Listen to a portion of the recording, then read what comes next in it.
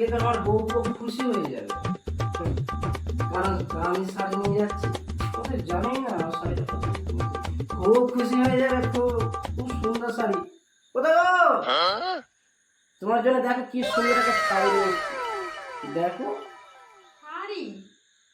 আর তুমি তুমি যা কিপটে, হাত থেকে এক ফুটো জল পর্যন্ত গড়ায় না। আর তুমি আমাকে শাড়ি নিয়ে এসেছো? এই শাড়িটা কেন তুমি জানো না? ষষ্ঠীতে যে শ্বশুর বাড়ি গেলাম, এই যে বাংলা খাওয়ার জন্য যে শ্বশুর মশাই 2,000 টাকা দিল না, এই যতটা পেরেছি খেয়েছি। আরে তোমার জন্য শাড়িটা নিয়ে এসছে। কেন শাড়িটা পছন্দ হয়নি তোমার? আমার কত মন দেখেছো, আমি একা খাইনি, তোমার বাপের টাকা। মানে আমার শ্বশুর মশাই গুরুদেব।